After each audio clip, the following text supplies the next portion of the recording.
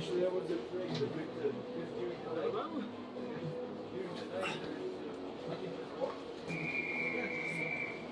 because that's not right to the athlete, but at the same time we've got part of the story. Exactly, we've got to acknowledge the defeats, and we've got to acknowledge the nature of the games, particularly in the case of Czech Republic. But we've also got to do our part in making sure that everybody understands it's a new day, it's a new opportunity now. And that's a difficult thing to get right, actually. Also fans from Switzerland. What we've also got to remember, what I've got to remember to do during this game is when there's a quiet moment in the play, just to talk through where everyone else has finished, and just to kind of cover that list? Yeah, I've got it, yeah. Just to cover what I've got it electronically, just to cover what we haven't seen on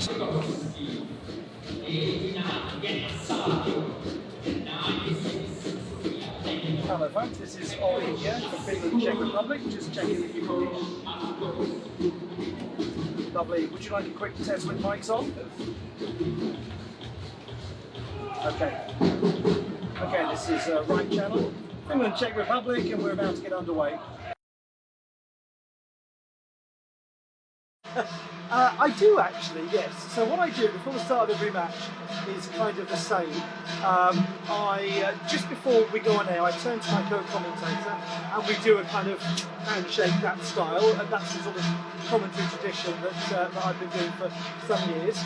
And then I always do the same thing before I start a broadcast, where I go like this, clap my hands together, and I make myself smile, because I've always been a believer that the audience can hear when a commentator isn't smiling. I think that there's a lift to your voice that comes from smiling and being energetic. So I always do that. I also notice I nod my head a lot as well, so I kind of sort of do that a bit as I'm waiting for the broadcast to begin, because I never know what is going to come out of my mouth when the broadcast starts. I never plan my introduction, so I sort of go through the same steps every time, I suppose. Not at all. I never get nervous before a match, and the reason that I don't get nervous before a match, I think, is because I've done this now quite a few times, but I always get excited. There's always a feeling in my heart, in the pit of my stomach, of adrenaline and excitement. Staff's experienced coaches, and they should have experience, the skills, the knowledge to bring both teams back on the court today.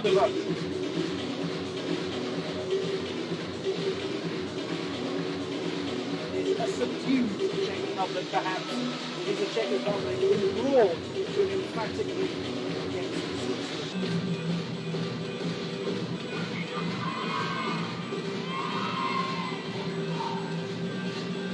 Against the Swiss, comes out to be joined by Neuchatel, who also scored a crucial penalty that put Czech Republic 2-0 up. It looked at that stage as though they were in total control of the game. Sasha Arena is the head coach of the Czech Republic team. Good performance over the whole game. Beginning, Jana Kristinova was extremely well dressed and stopped everything, and also Sintomen stopped plenty of shots. But both will be needed again today. Focusing on the 91st goal, one of the most significant the Swiss floorball team has ever scored. Oh, Manninen draws a brilliant save from Christian Budleno there.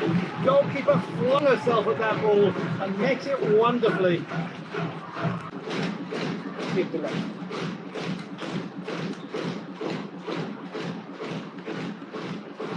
So much more still to come on this final day of competition at Neuchatel 2019. It's lost. Kapsava, well by the goalkeeper. Tiltu Siltanen rescuing Finland. Got themselves into a bit of a pickle at the back, did the Finns. Let's move here to Calvi, pulls it back to Kippila. Clever play this, if they can get the shot away. It is their opportunity to make the breakthrough. What a hand it to that gentleman with the drum. He never gives up, does he?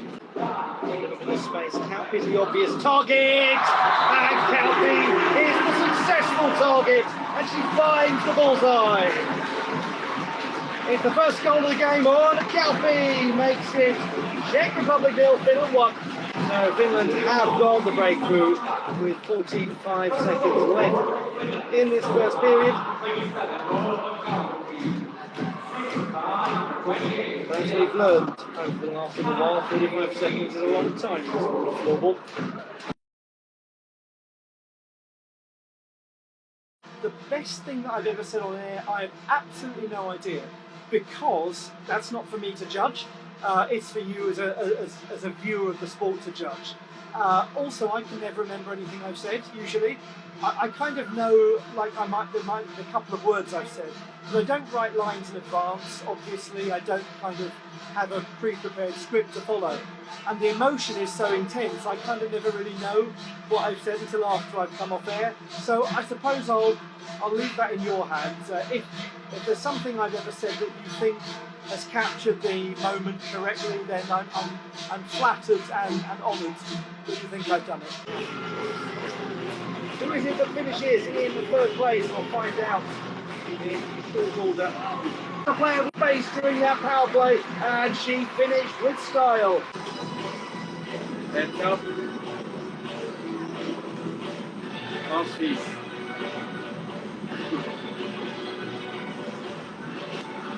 So nicely slotted home. Didn't put more power than was necessary on that ball. Exactly. Hang in there, Sven, and they've got another goal. Czech Republic has turned the game around. How lovely it is to see them look buoyant. How lovely to see them look like they're full of belief. Siltanen is beaten. Something for the Czech fans to really smile about. It's a great goal from Denisa Ratayova, her 8th goal of the World Championships. It's no coincidence, it's Denisa Ratayova.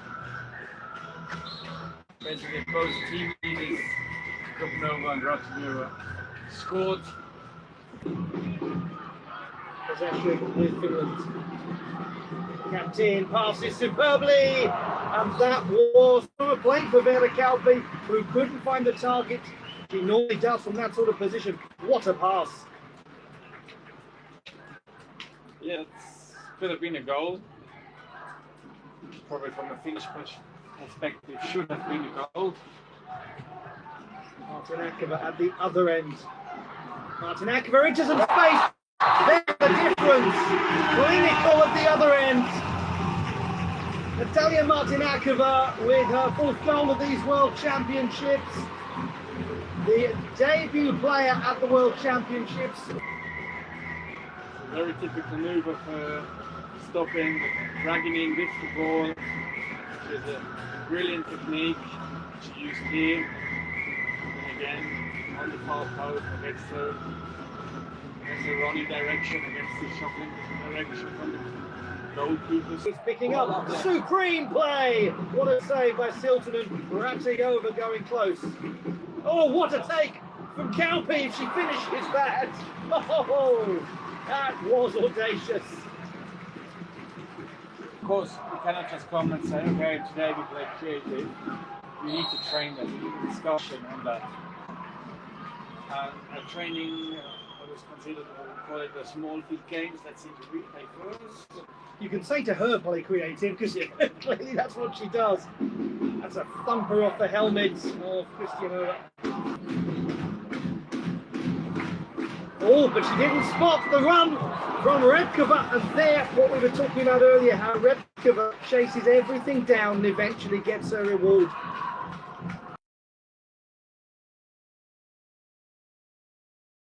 I try to support my colleague Olly when he needs a little bit of break, and at the same time, as I've seen a few games more than he did, I try to give also some comments or insights or ideas on how the game is evolving on a tactical aspects. So that's basically how we have split our teamwork. Oh, it's an awesome experience. He's a super pro and he knows what he's doing, and he gives in preparation time, he gives a lot of ideas and support what we could do. So I think it's a really blossoming partnership from my perspective.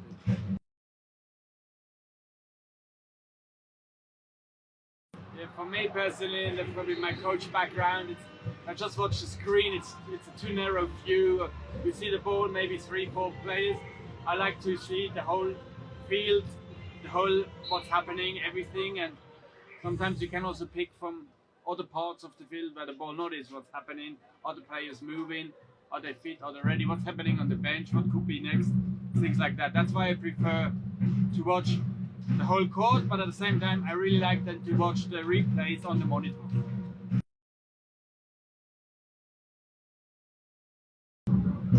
It's different, it's really different. It depends if it's teams or players who have been watching before or even coaching. That's a little bit less preparation, otherwise I still try to find out how they have been performing so far in this tournament. That's mainly the main thing. The background information about the players in general is usually Olly bringing into the show. So for me it's more like how they have been performing, what went well in that area. And the goal it goes to Helsinki, stolen by Neuchatel and stretch! And to play that kind of a shot when stretching for the ball is nothing short of sensational. What a goal to bring it back to a 1-goal game. Finland 2, Czech Republic 3, a lovely strike. Just another proof of the extra class what a country has. Just picking up that ball and putting it in the top angle. Seems to have lost control of that ball. Yeah.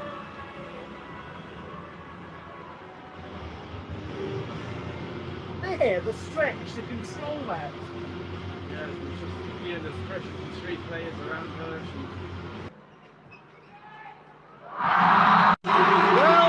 Well. This one has changed very fast. Perhaps a feeling for the Czech Republic as 2 very quick goals are put in. Change the Calpi, the outcome remains the same. It's Vera who gets the goal this time. 3 apiece.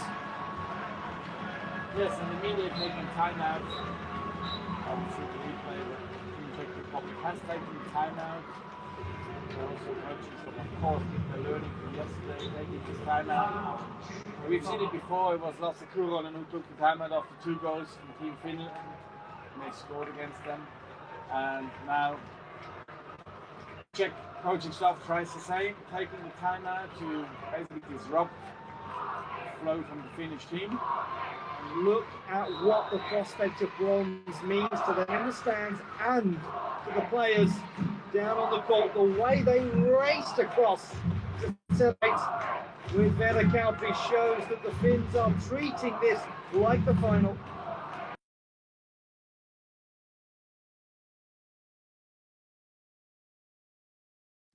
I think that as a commentator you dream of being called the voice of a particular sport, because that means that to audiences the sound that they get in their head when they think of a broadcast is your voice. And to have been told by various people and people who actually really know this sport in a way that I will never know this sport, that I'm considered to be the voice of floorball, is a wonderful thing. I feel very lucky to be considered that, and I take it really seriously, because I'm trusted with looking after new viewers to the sport. I'm trusted with telling stories in the sport, and you have to take that really seriously.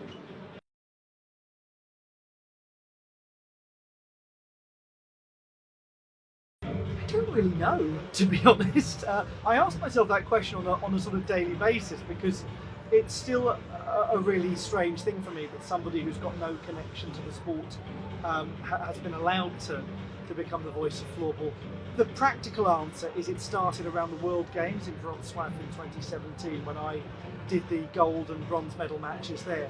Got asked after that to do Bratislava, and I've sort of, stayed here ever since, and fortunately been invited to come back and do competition after competition. I think some sports, they kind of get into your heart and into your blood a little bit, and floorball has definitely done that with me. For those of you who were just so caught up in the drama of the last 24 hours that you've forgotten all of the rules to this thing, we have a 10-minute golden score period now. Next goal wins. If there is no goal in that time, we go to a penalty competition. As expected, a somewhat cautious period of the match. Because the next goal decides it. The next goal hands bronze to someone who will seize it.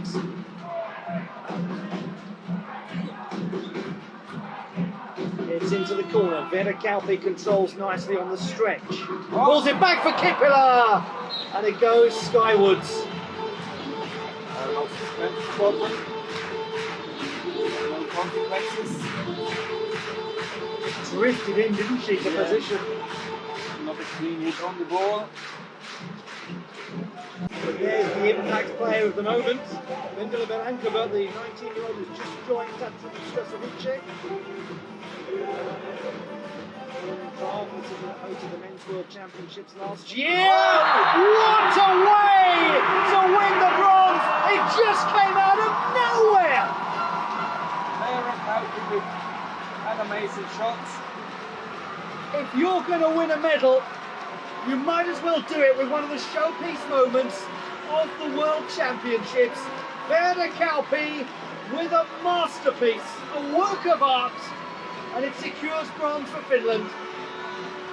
And for the Czech Republic, once again, 2 days in a row, the golden goal defeats them. Yeah, it looked like Vera Kauppi had some extra energy from a few games which she couldn't be playing due to her flu. But obviously fully recovered, and the shot was just marvelously executed. It turns out there's a new cure for the flu. It's winning a World Championship bronze. Yeah, that definitely helps. Yeah, not much you can do about it as a goalie. Didn't get blocked for shots. They tried, they were even two to block, but we just got this probably 15 centimeters gap and put the ball through this gap. Absolute jubilation for the Finnish team as they secure the bronze medal in a dramatic game. It finishes with a golden goal. Finland 5, Czech Republic 4. Oh, Czech Republic, what you have been through in this competition.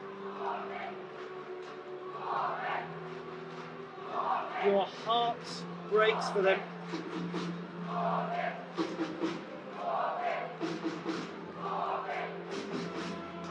You cannot but sympathise with a team that loses on the golden goal, and twice in 24 hours. They have done it in the most dignified fashion. They've played floorball with such style and class and wonderful execution, and they leave with that most painful finish of all, 4th place.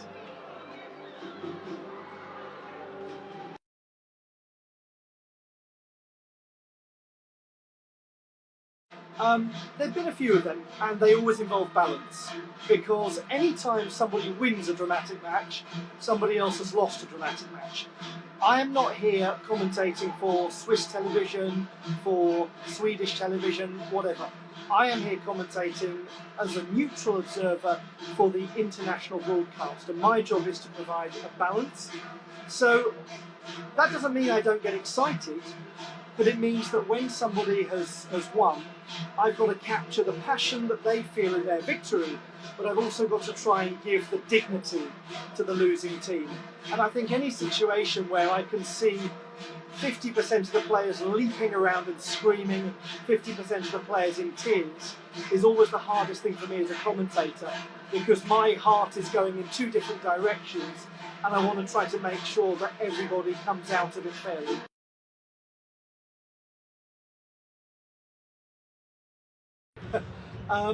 Until Saturday, I could have given you a really interesting series of 4 or 5 answers to that, but it's very clear now. It's the Switzerland-Czech Republic game, the semi-final of the World Championships this year here in Neuchatel. The most unbelievable floorball match I've ever commentated. One of the most incredible 90 seconds of broadcasting I've ever done. I can't remember anything about it. I can remember screaming a lot. I've never seen something like that happen in sport before. If you wrote that as a script and submitted it to somebody as an inspirational fictional story about sport to Hollywood, they'd say, don't be ridiculous. Nobody would believe that. It's stupid. That can't possibly happen. So what happened yesterday was more ridiculous than fantasy.